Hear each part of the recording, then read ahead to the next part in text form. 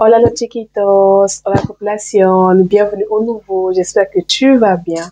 Si ça ne va pas, ça va aller. Comme tu peux le voir, moi je vais très bien parce qu'ici sur cette chaîne, tout le monde va bien. D'ailleurs, je t'invite à t'abonner si tu es nouveau et que tu regardes mes vidéos pour la première fois. Ou par exemple, tu regardes mes vidéos, tu t'abonnes pas. Eh bien, je t'invite à t'abonner, je t'invite à liker, je t'invite à partager parce que je pense qu'on a tous un travail à faire.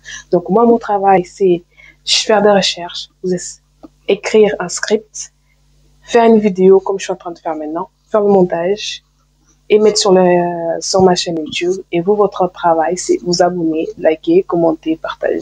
Donc voilà, je pense que vous savez quoi. Vous voyez ce que je veux dire? Donc, alors, si tu es nouveau, ça veut dire que tu ne connais pas la fameuse chanson. Si tu es ancien, ça veut dire que tu la connais. Donc, la fameuse chanson, c'est: prends à boire, prends à manger, installe-toi confortablement, éteins la lumière, and let's go to the video.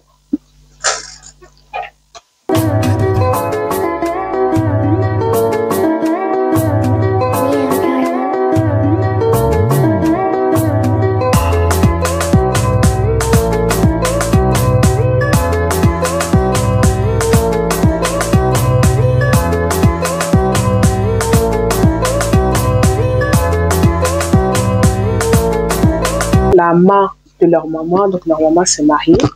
Et vous savez, dans la communauté congolaise, comment c'est, je vais parler de ma communauté parce que cette communauté, je ne sais pas comment ça se passe. Elles ont commencé à parler, il y a eu des murmures, c'est-à-dire que les gens, pour eux, c'était bizarre. Comment ça se fait que ces filles-là, qui ont un bon boulot, ils ont fait des belles études, ils ont leur diplôme, voilà, des filles vraiment qui ont terminé leurs études, en plus elles sont jeunes, comment ça se fait que ces filles-là n'arrivent pas à se marier? Mais c'est bizarre, tu vois ou pas? C'est bizarre. Les gens, ils ont commencé à voir ça, les choses bizarres, tu vois. Donc, il y a eu des murmures par ici, par là et tout. Voilà, enfin, c'est bizarre, tu vois. Comment ça se fait dans cette famille? Au début, on comprend, mais après, on comprend plus.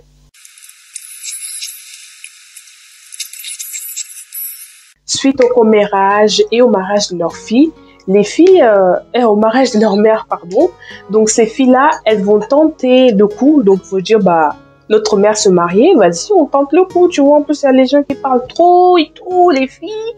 Il faut qu'on retente le coup. On peut pas rester comme ça. Vous savez très bien, voilà, on a tout. Il nous manque juste un mari pour pouvoir quitter la maison familiale parce qu'on en a marre de rester ici. Vous voyez ou pas? Vous savez aussi, chez les parents, c'est dur, des fautes, hein, pétage, pétage. Du coup, elles se sont dit, vas-y, on veut se casser d'ici. Donc, vas-y, on retente le coup. Du coup, les filles, elles sont parties de chez leur mère et tout. Donc, tout d'un coup, la maman, à chaque fois que ses filles lui présentaient un prétendant, la mère, elle était d'accord. Donc, la maman, elle était contente, elle acceptait, genre, elle s'opposait pas du tout. Elle était vraiment, genre, allez-y, mariez-vous, non, non, non, non. Du coup, les filles, elles étaient grave surprises. Elles se sont dit, mais attends. Elles se sont dit entre elles, mais attends, est-ce que vous avez vu, est-ce que vous avez remarqué qu'il y a un changement là chez notre mère et tout? C'est-à-dire que depuis qu'elle s'est mariée, depuis qu'on lui présente en fait des personnes, elle ne cherche plus à s'opposer. Elle n'est plus très impliquée comme avant. Carrément, elle est là, elle nous dit, vas-y, mariez-vous, vas-y. Enfin, elle s'oppose pas du tout, elle cherche pas à trouver des arguments, elle cherche pas à trouver des critères pour nous convaincre que c'est pas la bonne personne pour nous. Donc là, vous voyez, les filles, elles étaient vraiment grave surprises, genre elles étaient choquées en fait, elles attendaient pas aux réactions de leur mère. Par contre, je vais juste préciser quelque chose, c'est-à-dire que la maman, quand il s'agissait de mariage, quand il s'agissait de prétendants, quand il s'agissait de relations vraiment sérieuses qui partent jusqu'au mariage, la mère, elle était toujours opposée. Elle était toujours grave impliquée dans le truc, tu vois. Impliquée à fond. Elle était opposée mais par contre, leur père, les pères aux filles, ils étaient tout oui. Genre, oui, ma fille, marie-toi et tout. Mais je ne sais pas par quelle stratège ni par quel moyen les filles ne savaient pas comment leur maman réussissait à convaincre leur père que ce n'était pas les bons prétendants, en fait, pour leur fille. Vous connaissez les papas et tout. Il s'agissait que la maman met une petite dose là, ça y est.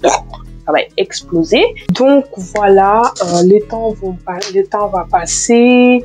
Ces filles-là, vu qu'elles avaient mis du temps à se marier, donc elles vont se marier. Voilà, on rencontre pas une bonne personne parmi... On n'a pas une opportunité, voilà. Donc, il y a certaines qui ont réussi à se marier et d'autres, ils n'ont pas réussi à se marier, malheureusement. Voilà. Parce que je pense que parmi ces prétendants, il y avait quand même la bonne personne, mais avec leur mère, voilà, ils ont raté la bonne personne. Donc, parmi ces filles, il y avait la dernière, donc la dernière des filles qui, elle, en fait, c'était une femme, genre, elle priait beaucoup, elle était vraiment dans la prière à fond et tout. Et par la suite, elle a réussi à se marier avec un pasteur. Et ce pasteur, c'était vraiment quelqu'un vraiment qui... C'était pas comment on dit, genre les pasteurs de bizarre là, qui ont un pied dedans, un pied dehors. Vous voyez ou pas? Voilà, donc elle priait beaucoup et tout. Voilà, et vous savez, du coup, dans le mariage de la dernière des filles, donc la maman, elle avait demandé l'épargne, des bijoux, voilà, des trucs qu'on demande dans la dot, la prédot et tout ça. Donc la mère, elle aura tout ça, mais il y aura un hic. C'est-à-dire que à chaque fois en fait qu'elle prend le pagne ou les bijoux en fait, qu'elle le met en fait sur elle, elle voit des trucs bizarres. Elle voit des trucs bizarres, c'est-à-dire que en fait tout genre là tout ça lui gratte. Dès qu'elle met les bijoux, le pagne, tout ça lui gratte. Elle voit des trucs bizarres qui se passent sur son corps. Ces filles, elles vont trouver ça bizarre. Comment ça se fait que notre mère, à chaque fois qu'elle met les pagnes ou les bijoux que notre sœur a donné, elle voit des trucs bizarres. Elle voit des trucs bizarres, ça se passe des trucs bizarres sur son corps. Comment ça se fait? Du coup, la dernière fille qui priait beaucoup avec son mari pasteur, ils se sont dit, il serait bien compris. Franchement, il serait bien compris parce que vous voyez, il y a des choses dans le monde genre physique, ça se passe. Tu aperçois ça d'une autre manière, mais lorsque tu es quelqu'un en fait qui prie beaucoup et que tu ne pries pas juste par habitude pour prier, voilà, parce qu'on t'a éduqué comme ça, faut prier pour remercier Dieu, la nourriture, de la nuit qu'on a passée, de la journée et tout. Et lorsque, par rapport à une personne qui prie vraiment beaucoup, qui est vraiment genre, qui fait des prières profondes là et tout, il y a certaines choses que tu verras, voilà, tu vois, il y a certaines choses que toi tu verras. Donc, au bout d'un moment, elle et son mari, ils vont voir des choses bizarres. C'est-à-dire que dans ses prières, en fait, la fille, elle verra que leur mère était dans les toilettes. Elle prononçait des mauvaises paroles en leur encontre. Donc, mais elle savait pas trop c'était quoi ces paroles-là, mais à sa façon de parler, elle avait compris en fait que leur mère en fait disait des choses par rapport à elle, mais c'était pas des choses bonnes en fait, mais des choses mauvaises. Elle va décider d'en parler à sa mère et tout. Et sa mère, je pense, de son côté, elle avait compris que sa fille avait compris quelque chose, mais elle avait compris aussi que sa fille ne savait pas exactement les paroles que elle avait prononcées contre ses filles. Donc, au bout d'un moment, elle lui dit juste, elle ne va pas du tout avouer en fait tout de suite à ses enfants quelles étaient ces paroles, ces mauvaises paroles qu'elle avait prononcées en leur encontre. Tellement en fait la dernière des filles priait beaucoup avec son mari, la mère, elle va finalement terminer par avouer que elle avait prononcé que tant qu'elle sera en vie, tant qu'elle vivra, tant qu'elle sera... Et c'est qui fait des tours comme ça? Tant qu'elle sera en vie, tant qu'elle ne se mariera pas, ses enfants aussi ne vont pas se marier parce que ces filles ne doivent pas se marier avant elle en fait. Donc pour elle, c'était catégorique, c'est-à-dire que derrière tous les divorces qu'elle a eus, elle a divorcé de leur père, bah, elle s'est dit, enfin, comment ça se fait que, voilà, moi je m'étais dit que je me mariais pour jusqu'à la fin de mes jours. Là, j'ai divorcé et je vois mes enfants, bah, elles veulent partir et tout. Comment ça se fait? Bah, ça va pas se passer comme ça. Ça va pas se passer comme ça. Moi, je ne peux pas rester comme ça parce que je suis leur mère. Donc, c'était moi qui est censée se marier avant eux. Donc, c'est moi d'abord qui dois me marier. Après, elles vont se marier. Donc, c'est pour ça que à chaque fois que ses enfants venaient lui présenter des prétendants, la maman, elle trouvait des ruses. elle trouvait des ruses pour pas que ses enfants se marient avant elle. Donc, elle réussissait à trouver des prétextes vis-à-vis des prétendants, vis-à-vis des familles des prétendants, vis-à-vis en fait de leur comportement. Elle n'hésitait pas en fait à mettre tout le monde dans la sauce, juste pour en fait convaincre ses filles que voilà, c'était pas la bonne personne, si elles se marient avec ces personnes-là, dans leur famille, ils auront des problèmes.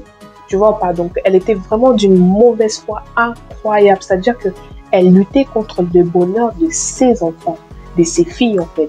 C'est pas genre, elle disait dans le sens, oui, ma fille, si tu te maries avec cette personne, elle va te maltraiter. Non, c'est-à-dire que dès qu'elle voit que c'était une bonne personne pour leur fille, elle s'opposait directement. Elle s'opposait, elle s'impliquait. Et ses filles l'avaient remarqué, mais genre, elle se disait, bah, c'est normal, peut-être que c'était pas des relations sérieuses du tout, donc elle s'appelait pas comme ça. Mais là, comme il s'agissait des mariages, s'impliquer comme ça veut dire que voilà, elle ne voulait pas qu'on échoue comme elle a échoué avec nos pères. Elle voulait qu'on soit bien et tout. Donc voilà, elle sauvait toujours leur mère parce que leur mère aussi avait de l'expérience, elle connaissait tout ça. Donc, comme on dit, suivez toujours les grandes personnes, mais il faut savoir aussi qu'il y a des grandes personnes qui ont des mauvaises intentions envers nous. Ça peut être aussi des proches, malheureusement. Donc, ces filles, bah, elles obéissaient à leur mère, hein, voilà. Et comme on dit, tout acte a des conséquences. Les conséquences peuvent être positives ou négatives. Et dans ces cas, les conséquences étaient vraiment négatives. C'est-à-dire que la première fille, elle n'a pas du tout voulu pardonner à sa mère. Elle lui en voulait à mort parce qu'elle est venue se marier dans la quarantaine. Elle ne pouvait pas avoir des enfants parce qu'elle a eu des complications et tout ça. Donc, elle en voulait carrément à sa mère. Ouais. Ça se comprend aussi, tu vois. Ça se comprend certainement, tu vois. Ça se comprend vraiment totalement. Donc, parce qu'elle a vu que sa mère, en fait, elle s'opposait à son bonheur à elle. Sa mère, voilà, elle était vraiment... Elle avait tout manigancé juste parce que sa mère, en fait, on va dire d'une certaine façon, pas d'une certaine façon, mais elle était égoïste en fait. C'est de l'égoïsme, c'est-à-dire que tu veux ton bonheur, c'est avant tout ton bonheur, ton plaisir à toi, que le bonheur de tes enfants, le plaisir de ton enfant. Donc voilà, elle avait d'abord placé ses objectifs avant par rapport à ses enfants. Donc la première, voilà, elle était catégorique, elle voulait plus entendre parler de sa mère, elle voulait plus du tout la voir, elle voulait plus du tout l'adresser la parole. Elle était vraiment en colère contre sa mère. Et du coup, elle n'a pas pu avoir des enfants.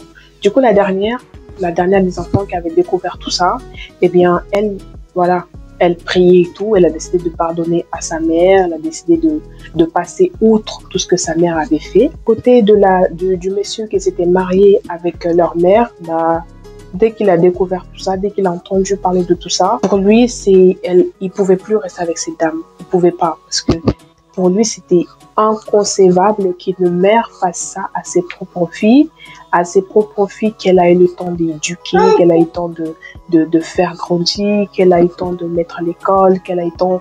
Voilà. Donc, pour lui, c'était vraiment inconcevable qu'une mère ait de telles paroles, ait de telles actions, n'hésite pas à utiliser même les amis de ses filles, en fait, pour que ces manigances fonctionnent. Donc, pour lui, c'était catégorique. Du coup, ce qui fait que la maman, elle a divorcé 4 fois. C'est-à-dire que le monsieur-là, avec qui elle s'était mariée, bah, le monsieur a demandé le divorce, quoi.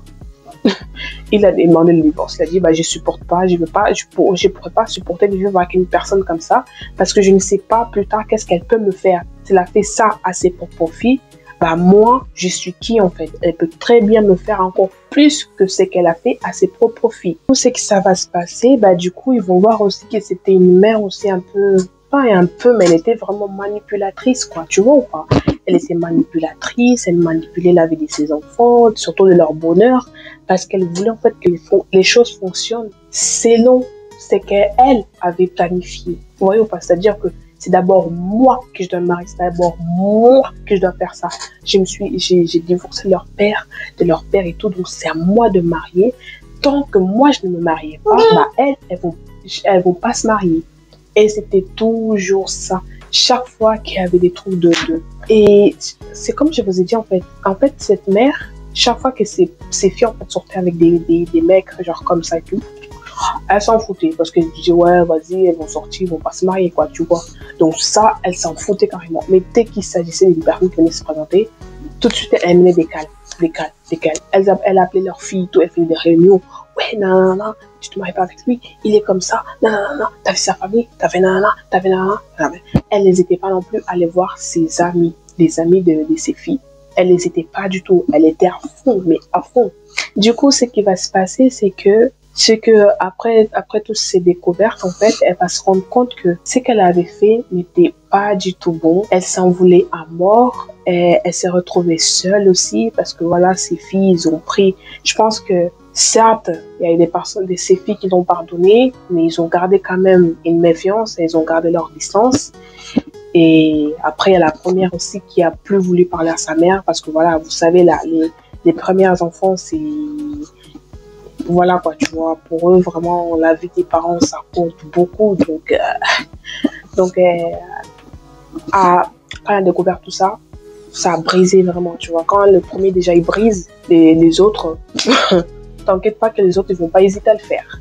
Donc en gros elle va se rendre compte que c'était pas bon ce qu'elle avait fait, donc elle va tout perdre et elle va mourir de chagrin et de culpabilité. Voilà pour cette histoire. Voilà pour la fin de cette histoire. C'est quand même triste un peu. Hein. Ouais, c'est triste. Carrément, le dit, genre, elle est là. Yo! Donc, elles vont se marier. Tu fais des bêtises et c'est toi qui veux pleurer.